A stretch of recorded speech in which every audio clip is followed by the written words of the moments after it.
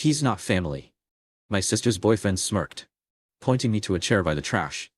Everyone laughed.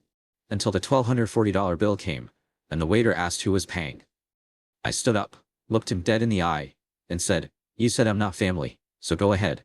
Pay for your family." Both his cards declined. 3 times. And that's when I said something that made everyone go silent. I, 27M, have always been the quiet one in my family. Not the shy kind of quiet.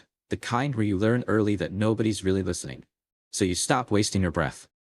My parents split when I was 11. Mom kept my older sister. Dad kept me. Not because he wanted to. Because Mom said she couldn't handle 2 kids on a nurse's salary. So Dad, a long-haul trucker who was gone 3 weeks out of every month, got stuck with the son nobody fought over. I raised myself. I'm saying it because it matters for what happened next. By the time I was 14, I was cooking my own meals, doing my own laundry, getting myself to school, and sitting alone in an empty apartment most nights because Dad was somewhere between Ohio and Nevada in his truck. He sent money. He called on Sundays when he remembered, but he wasn't there, and my mom, well, she had my sister to worry about. I got a birthday card every year with a $20 bill inside. No note, just the 20. I put myself through community college, worked nights at a warehouse to cover rent, transferred to a state university on a partial scholarship, graduated with an accounting degree, and landed a decent job at a mid-sized firm. Nothing flashy, but I had savings. I had stability. I had a life I built brick by brick, while my family was busy pretending I didn't exist. My sister, 3 years older than me, had a different path. She bounced between jobs, dated a string of guys who always seemed to have big plans and empty wallets, and leaned on Mom for everything. I didn't judge her for it. People live differently. What I judged was the way she treated me, like I was some distant cousin she tolerated at holidays, not her brother. About 8 months ago, she started dating this new guy. I heard about him through Mom during one of our rare phone calls. Mom described him like he was the second coming. Successful, confident, charming. He apparently ran some kind of online marketing business, which could mean anything from a legit agency to a guy selling courses about selling courses. I didn't ask too many questions. The first time I met him was at Mom's birthday dinner back in January. He walked in like he owned the room. Firm handshake, loud voice, the kind of guy who makes sure everyone notices him before he even sits down. He looked me up and down when my sister introduced us, and gave me this half nod, like I was the valet. I let it go. Some people are just like that when they first meet you. But it kept happening. Every family gathering after that, he had something to say. Little comments. He told the table that accountants were basically just overpaid calculators. Everyone laughed. When I drove up in my Honda Civic, he made a joke about how he didn't know they still made those. More laughter. When I brought a bottle of wine to Easter dinner, he held it up, read the label, and told my mom not to worry because he brought the real stuff from his personal collection. Each time I looked at my sister. Each time, she either laughed along or looked away. She just changed the subject, which in our family was code for siding with whoever had the louder voice. I kept showing up because despite everything, some stupid part of me still wanted to be part of this family. I kept thinking maybe one day, someone would look at this guy and say, "That's enough." But nobody did. And honestly, I started to wonder if they all agreed with him. Then came the dinner. It was late March, which was rare enough to make me suspicious, and told me the family was getting together for a big dinner at this upscale Italian restaurant downtown. She said Mom was turning 60 in a few weeks, and the boyfriend wanted to do something special. She told me I should come, that it would mean a lot to Mom. I almost said no. Something in my gut told me this was going to be another evening of sitting there while this guy performed for an audience that included my own mother. But I said yes, because it was Mom's birthday. Because I'm an idiot who keeps hoping. I even went out and bought a new shirt for it, a nice button-down, navy blue. I remember standing in the store thinking, this is what normal families do. They get dressed up, they go to a nice restaurant, they celebrate someone they love. I wanted to believe that. I needed to believe that. When I got to the restaurant, I was 15 minutes early. The place was the kind of restaurant I'd never go to on my own. Valet parking, a wine list thicker than a textbook, waiters in black aprons who moved like they'd been trained in hospitality school. The reservation was under the boyfriend's name, of course. The hostess walked me to a long table in a semi-private section at the back. It was a beautiful setup. White tablecloth, candles, cloth napkins, real silverware, the works. Seats for about 12 people. I sat down near the middle of the table and waited. People started arriving. Mom came in with my aunt and uncle, then my sister and the boyfriend. Then a few of his friends I'd never met, 2 couples who looked like they'd stepped out of a lifestyle blog. Everyone was dressed sharp. Lots of hugging and cheek kissing and loud greetings. And then it happened.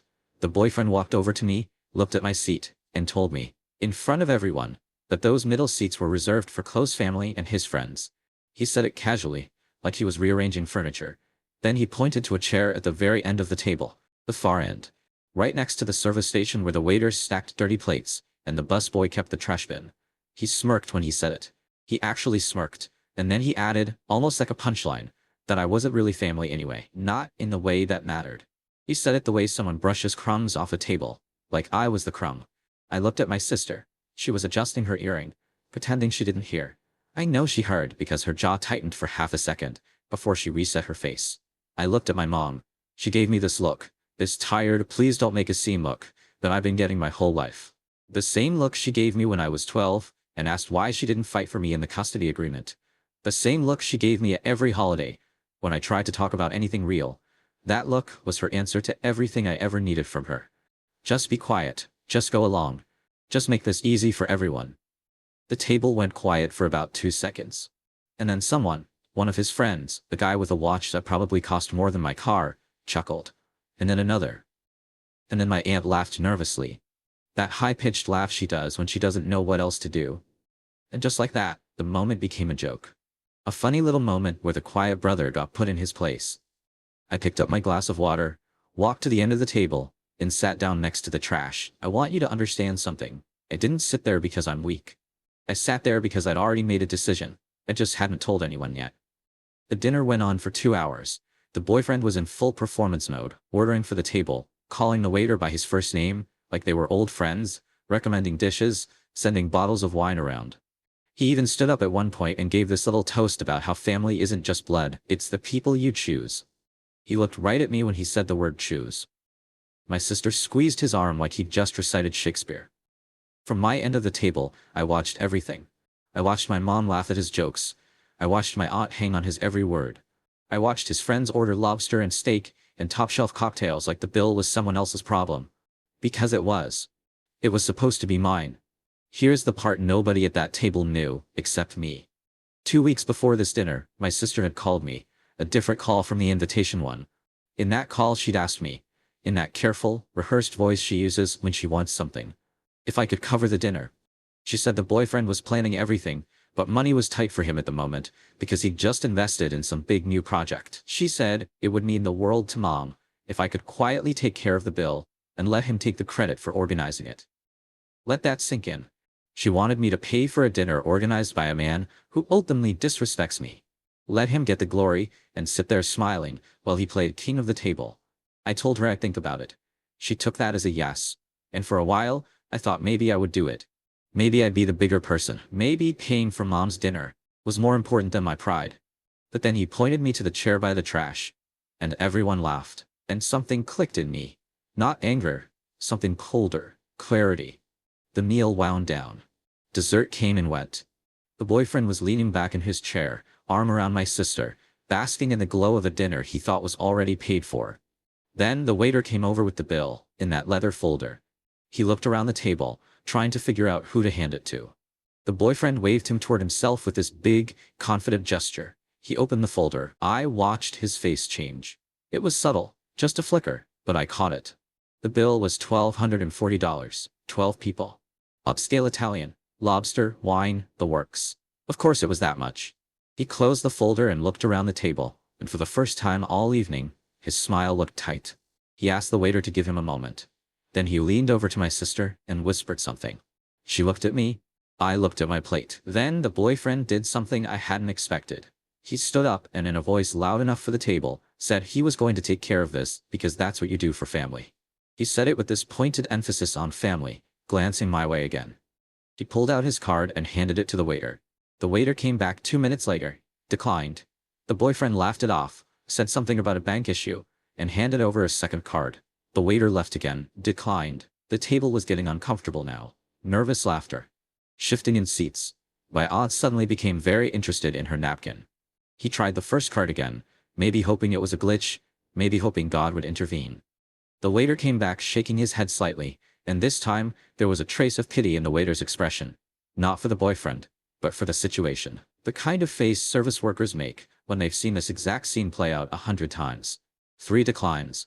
The table was dead silent. You could hear the kitchen noise from behind the swinging doors. Someone's phone buzzed, and it sounded like a fire alarm in that silence. The two couples he'd invited, his friends who'd been laughing the loudest all night, were suddenly studying the dessert menu like it contained the meaning of life. My aunt had her purse in her lap, clutching it like she was afraid someone might ask her to contribute. And that's when I stood up. I didn't rush it. I took my time. I folded my napkin, pushed my chair back, and walked the full length of that table, from the trash end to the head where he was standing with his jaw tight and his cards sitting on the table like two little plastic gravestones. I looked him dead in the eye, and I told him calmly that he'd said I wasn't family, that he'd seated me by the garbage, that everyone at this table had laughed. So he should go ahead and pay for his family, because according to him, I wasn't part of it. Nobody laughed this time. He stared at me. My sister stared at me. My mom stared at me. And then I turned to the rest of the table and said the thing that made the whole room go quiet. That my sister had asked me 2 weeks ago to quietly cover the bill and let him take the credit. I told him I was going to do it. I was genuinely going to sit here, eat my food by the trash can, pay over $1,000, and let this man pretend he was the generous one. But then he opened his mouth. Then everyone laughed. And I realized something I should have realized a long time ago. That I wasn't part of his family. Not because he said so, but because none of them had ever treated me like I was. I told them I was done auditioning for a seat at a table that was never going to have room for me. And I told the boyfriend that I hoped his big investment was worth it, because this dinner just became his problem. Then I pulled out my wallet, left $60 on the table for my own meal, and a generous tip for the waiter who'd had to deal with this circus. And I walked out. I didn't look back. I could feel every pair of eyes on my back as I walked through the restaurant, past the hostess stand, past the couple waiting for a table who had no idea what had just happened 10 feet away from them. The air outside was cool, late March cool, the kind that hits your face and wakes you up. My hands were shaking, not from anger but from adrenaline, from the weight of years of silence finally being broken in one moment. I sat in my Honda Civic, the one he'd made fun of, the one I owned outright with no payments, because I'm an accountant and I know how to manage money, and I just breathed for a while. The steering wheel was cold under my palms. I sat there for maybe 20 minutes, watching through the restaurant window, as the table erupted into what looked like a very animated conversation. I didn't feel triumphant. I didn't feel like some action hero walking away from an explosion. I felt tired, and sad, and free, like I'd been holding my breath underwater for 20 years, and I've finally come up. Update 1. 3 days later, my phone exploded, obviously. My sister called 7 times the night of the dinner. I didn't answer. She sent a wall of texts saying I humiliated her in front of everyone, that the boyfriend had to call his mother to wire money to cover the bill, and that mom had cried in the restaurant bathroom. She told me I was selfish and petty, and that I'd ruined mom's birthday. Mom called the next morning. She didn't yell. She never yells. She just did that thing where she sounds exhausted and disappointed at the same time, like raising me had been this lifelong burden she never signed up for. She told me that whatever point I was trying to make, I'd made it, and she asked if I was happy now. She said the boyfriend was embarrassed, and my sister was talking about cutting me off. She also mentioned that the boyfriend's friends had split early, leaving their share unpaid, which meant the final amount he had to scramble for was even worse than just the card declines. I told my mom, and I kept my voice steady, steadier than I thought I could, that I'd been seated next to the trash by a man who told me I wasn't family, and nobody at that table said a word. I told her that being asked to secretly pay for a dinner while being publicly humiliated wasn't love. It was a transaction, and I was done being the one who paid, while everyone else took credit. I told her that I'd been quiet my whole life and everyone mistook that quiet for weakness, for agreement, for permission. It wasn't. It was patience, and patience runs out. She went quiet for a long time. Then she said she didn't know about the seating thing, which was a lie because she was right there. And she said she didn't know my sister had asked me to pay, which might have been true but didn't change anything. We hung up. I didn't feel better, but I didn't feel worse either. I just felt like someone who had finally stopped lying to himself. My uncle, Dad's brother, the only family member who'd ever treated me like a human being, called me that weekend. He'd heard the whole story from my aunt, who apparently had been telling a very different version where I was the villain, but my uncle knows me. He told me he was proud of me, that our family had been taking advantage of my quiet nature for years, and it was about time I showed them that quiet doesn't mean stupid. That call meant more to me than I can explain. Update 2. 2 weeks later. Here's where it gets interesting. She asked if I could lend them $3,000, just to get through the month. She said she wouldn't be asking if it wasn't serious. I let the silence sit for a good 10 seconds. Then I told her that I wasn't family, remember? That I was the guy who sat by the trash. And family helps family, but since I wasn't part of hers, she should probably ask someone who was. She hung up on me. Was that petty? Maybe, but I'd spent 20 years being the fallback, the safety net, the one who always showed up, and always paid, and always forgave. And every single time, I got seated a little further from the table. At some point, you have to stop showing up to a place where you're not welcome. Update 3. 6 weeks later, Mom and I had a real conversation for the first time in maybe 15 years. She came to my apartment. She didn't call ahead, just showed up on a Saturday morning with a box of pastries from the bakery I liked as a kid. I almost didn't open the door. We sat at my kitchen table, and she talked. Really talked. She told me that after the dinner, she couldn't stop thinking about what I'd said, about auditioning for a seat that was never going to have room for me. She said it kept replaying in her head, and she'd been losing sleep over it. She admitted that she'd always leaned on my sister, because my sister was louder, more demanding, more present, and that I was so self-sufficient that she'd convinced herself I didn't need her. She told me that wasn't an excuse, it was just what happened. She also told me that the boyfriend was gone. Apparently once the money dried up, and the embarrassment from the dinner made its way through their social circle, the cracks in the relationship became canyons. My sister found out he'd been talking to other women. Shocking absolutely no one. Mom told me she was sorry. Not the quick throwaway kind of sorry that's really just a request to move on. A real one. The kind where someone's voice breaks, and they can't look at you, because they know they earned this distance. I didn't forgive her on the spot. I told her that I heard her, and that it meant something that she came, but that I needed time. Years of being invisible don't get erased by one box of pastries and a teary morning. She nodded. She didn't push. And honestly, that was the most respectful thing she'd ever done for me. My sister hasn't called. I don't expect her to. Some people only see you when they need something, and when you stop giving, you stop existing. I've made peace with that. Maybe one day she'll come around. Maybe she won't. Either way, I'm not waiting by the phone. As for me, I'm doing okay. Better than okay, actually. I got promoted at work last month. I've been seeing someone, a woman I met at a friend's barbecue, who thinks my Honda Civic is hilarious in a good way, and who actually asks me questions and listens to the answers. I've been sleeping better. Eating better. I joined a gym. Small stuff that adds up when you stop carrying other people's weight. I still think about that dinner sometimes. Not with anger. Not even with satisfaction. Just with this quiet understanding that the moment I stood up and walked the length of that table wasn't about revenge. It was about finally seeing myself the way I deserved to be seen. Not as the leftover kid. Not as the quiet backup plan. Not as the guy who sits by the trash and pays the bill. Just as someone who finally had enough. If you're reading this, and you're the one in your family who always gives and never gets, the one who shows up and gets overlooked, who pays and gets laughed at, who forgives and gets forgotten, I want you to know something. You're allowed to leave the table. You don't have to wait for permission. You don't have to explain yourself. You don't have to earn a seat that should have been yours from the beginning. Just stand up, fold your napkin, walk out.